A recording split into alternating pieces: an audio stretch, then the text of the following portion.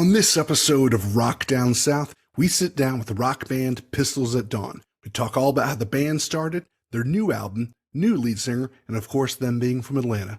We hope y'all enjoy. Let's go. Hey, this is Adam from Pistols at Dawn. You're listening to Rock Down South.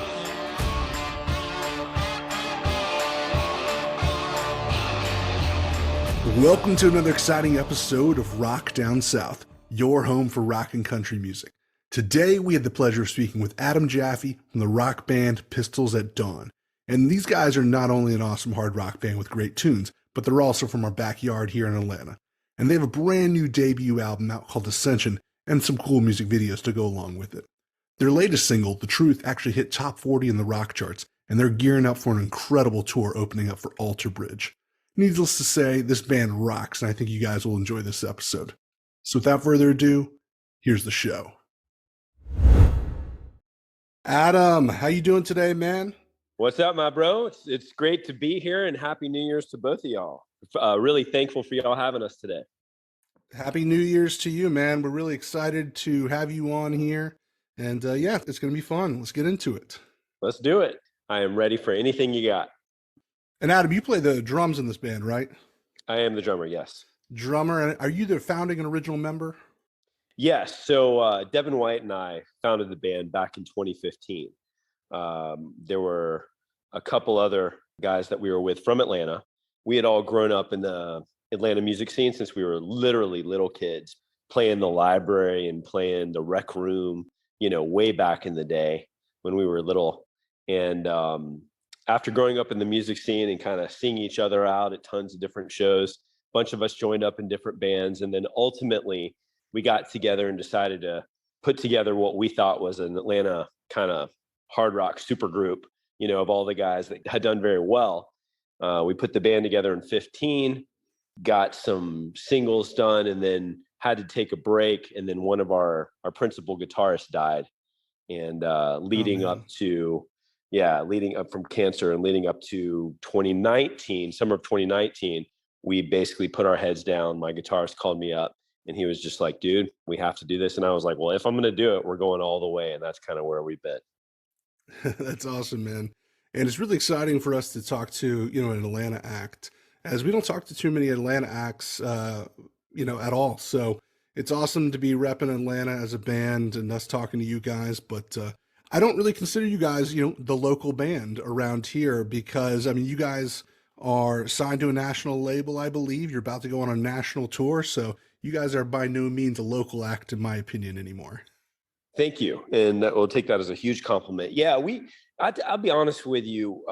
When we put this together back in 19 and 20, when we put our heads down and I really decided we were going to take it as far as we could, I made the decision not to be a local band. We weren't going to go play the local clubs. We weren't going to go try to really be big and established in Atlanta. That wasn't our goal. We wanted to be an Atlanta band. We are proud of where we're from. We love the fact that it's been a while since a big time hard rock band came out of Atlanta from our knowledge. So we really marketed the entire United States, and we marketed Europe, and we marketed Asia, and we marketed Australia and South America. And so we have fans and have had fans and been building fans all over the world since basically day one of taking this professionally. And like you said, we're signed in every way possible. We have a full team, everything from the booking agents to the top publicists and everything else. And, I think what's really cool now, though, is we love going out to the Midwest and talking about Atlanta. We went to meet with Axl Lowe recently when Rock 100.5 was still around. And we played an acoustic set for him on our last acoustic tour. And, we're proud as shit to be from Atlanta and Jackson Heaton and all those guys. And I can tell you, regardless of the fact that multiple members of my band now live in various places throughout the United States, we're from Atlanta anytime we're asked, and we're proud of that. Love to hear that, man. I love to hear that. And I think your new singer, Chris, I think he's based out of LA, right? Yeah, Chris Hodges is our front man and singer. He was touched by the gods when he was a baby and born. This guy has talent that is world-class, elite, and just doesn't exist with too many people, except at the higher echelons of music. And we sought him out once we saw we had to make an upgrade and a change. And he comes down to Atlanta from LA. In fact, he was here last night rehearsing with us. We're actually playing a benefit show here in Atlanta on January 14th, which we're now making an annual event for charity, and kind of our big Atlanta local show, if you want to call it, annually. And That's at the Vinyl. that's at Vinyl. Yeah. It's called I think it's the New Year's, benefit bash. And Chris was actually in town. We fly him in all the time. He flies all over the country to meet us wherever we need him. And he's been amazing. And we actually have a shredder who's 22 from Greenville, South Carolina, who was in both Chris and our shredder, Will. They're in two of the top tribute bands. Well, Chris is in one of the top tribute bands in the world called In the End. It's a Linkin Park tribute band. Yeah, I've seen some videos. Those guys are awesome. Dude, yeah, it's legit. And he sounds like Chester when he wants to. It's crazy. But we've got his original talent coming out now. And so between him and Will from Greenville, Devin from Kennesaw area, Ackworth area, myself, and then we have a bassist named Sean who was in the band Goat Whore for a while. He moved here from Las Vegas to be with us. And so he's living with Devin out in Ackworth. And, we're just booking up 2023 and just ready to tear some shit up. We've got 42 dates booked right now on a couple national tours. Goat Whore is actually kind of kicking it back up. I saw them recently. Yeah. Sean, our bassist, is a badass. When you see him, he's got a mohawk. He looks mean as fuck, and he's the nicest guy. Excuse my language. He looks that way, but he's actually one of the nicest guys you could meet. And he plays bassist and sings. One of the coolest things about our band is we're a plug and play band. We do not use tracks other than a click track. Wow. So yeah, all of our music is we're actually playing it all. And one of the great things about Sean and Chris and Will is they have 3-part harmonies live.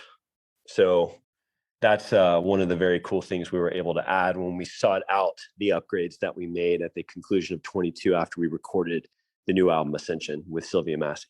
So Linkin Park, Goat Whore, Billboard has you classified as mainstream rock. What would you say is, your style of music, or at least currently, and, what are some of your influences? Mainstream. Yeah. So we just hit actually 33 on the Billboard charts on the mainstream rock chart at the conclusion of the year. And we hit number 6 on the secondary market chart. Congratulations. That's awesome. Yeah. Well done. Thank you. Yeah. It was a hell of an end of the year, and radio has been very kind to us in the United States. And we're really making that a focus both this year and next year. But I would say we're a mainstream hard rock band, straight up. We're a mainstream rock band, definitely with an edge. I wouldn't call us alternative. Some people call us that, but I don't think so. I think we're straightforward, old school hard rock, influenced by Pantera, Metallica, Alice in Chains, Soundgarden, Foo Fighters. You got the grunge era meets the new metal era meets the old school Guns N' Roses, Living Color era from back in the day. And then you've got serious metal.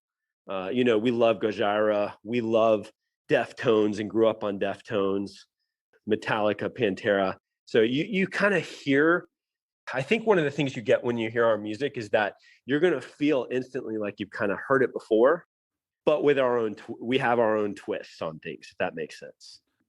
My son, who's only 17, I was listening to you in the car, and he thought you were Five Finger Death Punch for a second.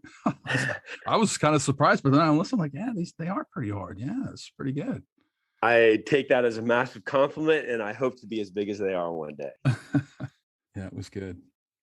Yeah, like you mentioned, there's a lot of elements that you may have heard before that sound maybe a little bit familiar, but like in various different areas. There's a little bit of the alternative, like you mentioned in there, and then there's a little bit of the serious XM metal in there as well. So I dug it. I liked it. And, just because Chris, wasn't a Linkin Park or isn't a Linkin Park tribute band, I actually got no hint of stuff that sounded exactly like him or trying to imitate him by any stretch. Yeah, it was all original for sure. Yes. So, and thank you. And thank you. Now, to be upfront as possible and transparent as possible, when we did the album, we actually recorded the album back in the summer of 21. When we did that and recorded it and completed it towards the end of 21, we still had our original frontman that we were using at the time. His name was Chris Pearson. And that is his voice on the new album. Oh, okay. So that's him on the new album. Okay. That's him on the new album. He's from the Atlanta scene as well. Grew up, played a ton, toured a ton. He was on that show, Rockstar Supernova, with Tommy Lee back in the day on VH1. He was a finalist on that show. I remember that show. Yeah. Yeah, so he was a finalist from Atlanta. And super talented dude, incredible writer, incredible singer, as you can hear, did all the harmonies himself on the album. And we enjoyed working with him for a significant amount of time. But when it came to 22, we saw that we were going to be touring and playing, and that was going to be the focus. And it just didn't work out with the old Chris. So we made a change to the new Chris. Very cool. Very interesting. I mean, band's got to move and got to grow. And definitely excited to see you guys play live with the new singer. I think that'd be really exciting. Yeah, us too. And are y'all going to be at the show on the 14th? We are definitely going to try. I have my ticket. You got your ticket? I'm going to get mine. Oh, I got my ticket already. Absolutely. Awesome. Well, I look forward to continuing our conversation then in person. And we've got a great set planned for that night. That's what we were rehearsing the last couple nights, and excited for that. And you know, we've had Chris Hodges for a year now. And so he's an integral fixed member of our band. I wouldn't even call him new anymore. He's just our guy, if that makes any sense. And I think you'll see that when you see him on the 14th. Excellent. Well, can't wait for that. The latest album, Ascension, which you guys released, I believe it was in August. I really like it. Like you mentioned, I think The Truth landed on the top 40 on the rock charts. But was there anything particular about the album that you guys were going in that you wanted to strive for? Was there a particular feeling or message, and we kind of talked about sound a little bit, but was there anything specific that you guys are searching for when you guys were recording this thing? Yeah, so the couple things we wanted to achieve, we felt really good about the initial singles we put out, the EP we put out, and it was kind of an evolution in our kind of musical journey, let's call it. And so the biggest thing around the world with reviews of our band, from the singles leading up through the EP going into Ascension and us writing Ascension, was love it, love it, love it. Can't wait to hear a full album, right? So when we set out to do the album, we do everything just naturally. Devin and I basically go down, he starts throwing out riffs, and boom, you've got an album, right? Well, we wanted to give people two major things. One, a full experience. We wanted there to be bangers. We wanted there to be your kind of commercial radio songs. We wanted there to be your slower, really kind of moody songs. We wanted there to be fast, hard, soft, the whole kind of visceral experience. So you could push play and listen to the 8 tracks, not get bored, have a total experience, and then just be psyched to play it again. And that was the second thing we really sought out to do, was have no fluff. You know, so many bands put out 15, 20 track albums, and all you want to do is listen to 3 songs. You know, we wanted to put out an 8 track album that you listen to 32 minutes of the 8 tracks and you're ready to hit play again.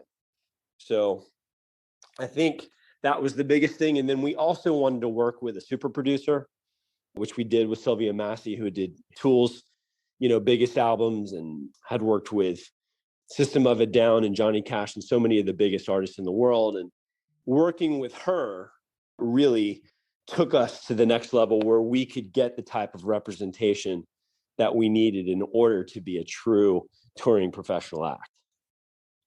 It's a great album, and some interesting artwork too. Is there any story behind the artwork?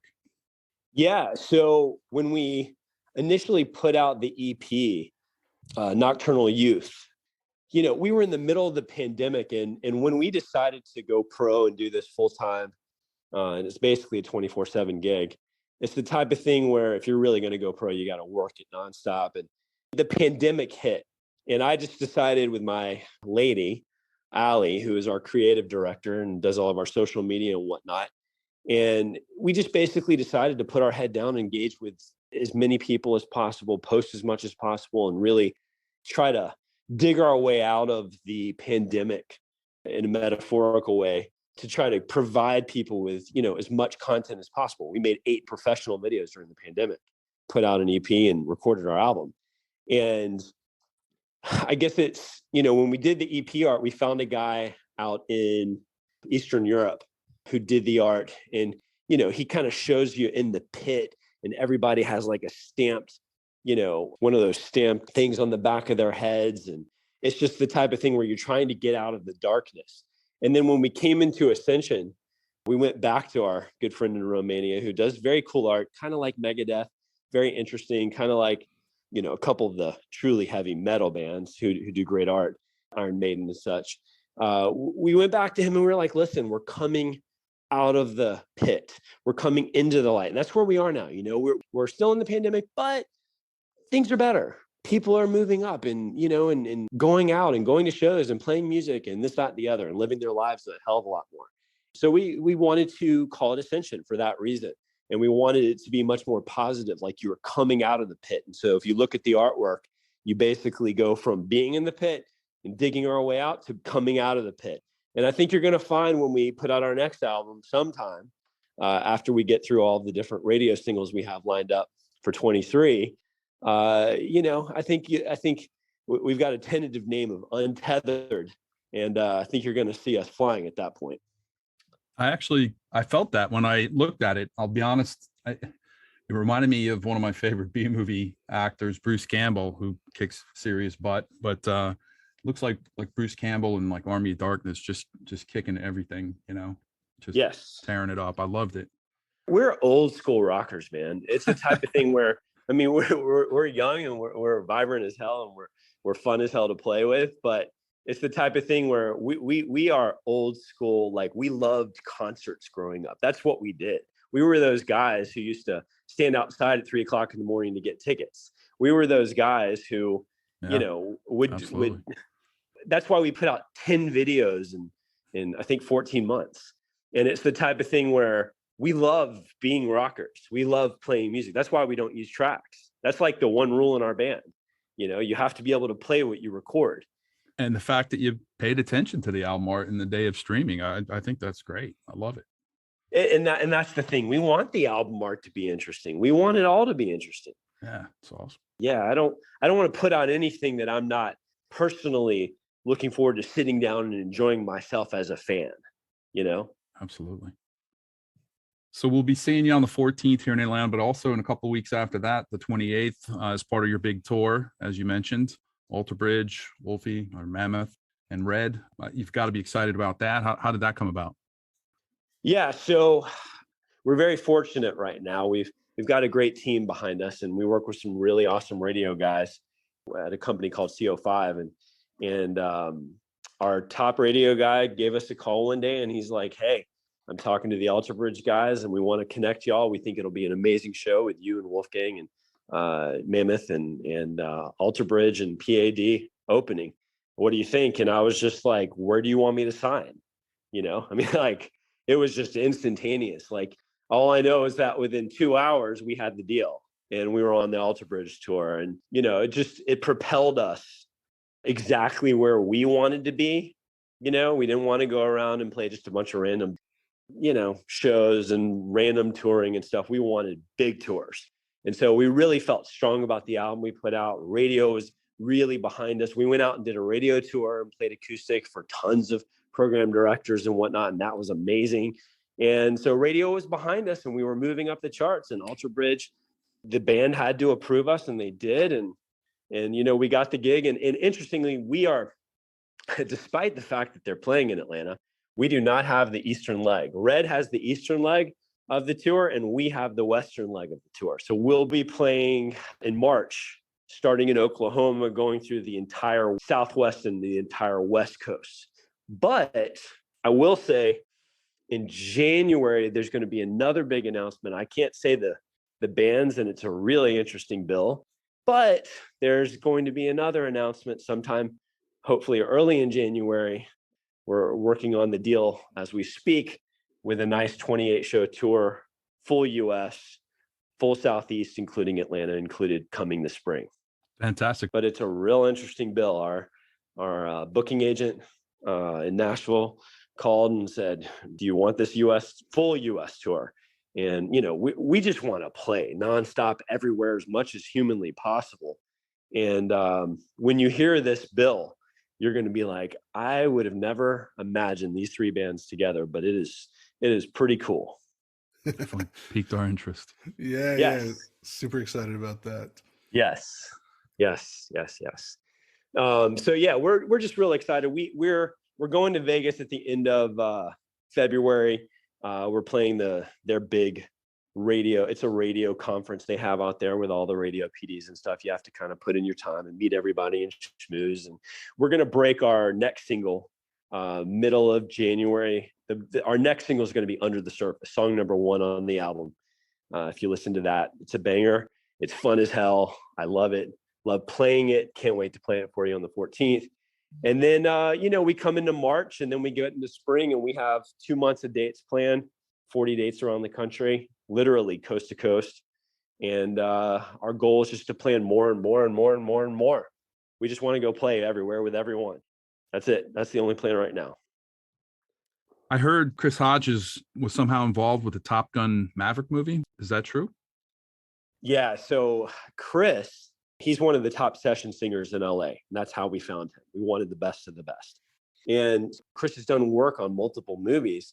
He's just very talented and super awesome person, easy to work with. So when we had found him, he had done some work recently on the Top Gun Maverick soundtrack. And, we were curious, what does that mean? And so it turns out that it was either the director or the producer that had called him at like midnight. They were filming and they were doing, that Jerry Lee Lewis song. They were doing the singing part in the bar where they're at the end. Where the Great Balls of Fire. Yeah. Great Balls of Fire. So apparently, I think it was Miles Teller didn't want to sing. He's just like, dude, I don't sing. I'm not singing. And they called him late night and they were like, listen, we need you to sing Great Balls of Fire. And it's going to be basically Miles using your voice. And so Chris laid it down, sent him the tracks immediately. And he said when he saw the movie, he's pretty sure it's his voice in the movie. That's fantastic. Yeah. How cool. Super cool. So these next questions are what we close with and ask everyone. So first question, what would you tell your 21-year-old self? Ooh. Well, on the topic of music, I think what I would tell my 21-year-old self is that when you decide that you want to do music professionally, just be prepared to work harder than you've ever worked in your life and be prepared to work through challenges that you couldn't even fathom. And whatever you do, and most importantly to myself, my 21-year-old self, and any other musician out there that wants to be a pro, don't stop. Just keep going, put your head down, and keep going. Question number 2. What are you drinking lately? And if you don't drink alcohol, it could be anything refreshing that you like. Oh, man. I am old school.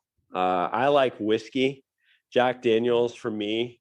Jameson for my guitarist, Devin. We're old school whiskey guys, man. We don't mess around. We don't need the high end stuff. And would you drink it if I brought you some Angel's Envy to the 14th show? My guitarist, well, I play for me, drumming is like an athletic event. But my band, Chris, Devin, Sean, they'll absolutely drink with you. Please do bring it. Please do. I'll bring some. And maybe after the show, maybe after the show, I'll have a drink with you. Okay. But enough. Devin is a true rocker. I mean, you'll enjoy him. Okay. He's imagine having a drink with Slash. Like Devin is Slash Jr. Yeah, I always picture Slash with that JD, the whole bottle in his hand. Exactly. That's Devin. Yeah. So as you know, this is Rock Down South. So what is something, or maybe a couple things that come to mind, that you love about the South? We're big fans of sweet tea. We just went on a radio tour in the Midwest, and that was a problem. I'll be honest with you. we went to Cracker Barrel regularly to get some sweet tea in the Midwest. The weather, you cannot beat the weather in the South. The weather down South is the best. Like I said, we were just on that radio tour in November, and it was friggin', we were in upper Wisconsin in the middle of nowhere, and it's snowing, like blizzard style, like scaring us, freaky stuff. So yeah, the weather in the South, the food in the South, the sweet tea in the South, and honestly, Southern hospitality is real. I'll tell you about the South. I love coming home to the South. That's the greatest thing. I didn't know how much before, but I can tell you as a touring artist now that coming home to the South, coming back to Georgia, coming back to Atlanta, that is a refreshing feeling. Hey, thank you so much, Adam, for being a part of the show today. Where can people find and connect with you guys online? Yeah, so our website's pistolsatdawnband.com. We've got a bunch of content on there, tour dates, tickets, etc. We are on Facebook. If you follow us, we post all the time. Lots of great posts, lots of great content, and we will engage if you comment. About 99% of the time. It's one of our most important things. It's Pistols at Dawn Band on Facebook and Pistols at Dawn Official on Instagram. Thank you so much for listening to the show today. We hope y'all enjoyed this episode. Gil and I had a really great time chatting with Adam. He's such a cool guy, and I absolutely love his band. Really excited to see them play live here at their benefit show in Atlanta. So make sure to go follow Pistols at Dawn on all of their social media pages and check out their latest album, Ascension, and catch them on tour when they come through your city this year. You can find all our content at rockdownsouth.com, and make sure to follow us on Instagram, Facebook, and Twitter for the latest updates. Leave us a 5-star review if you can. We would really appreciate it. And as always, the views and opinions expressed by our guests are theirs and don't necessarily reflect our own. I'm Mark, and you've been listening to Rock Down South. See y'all next time.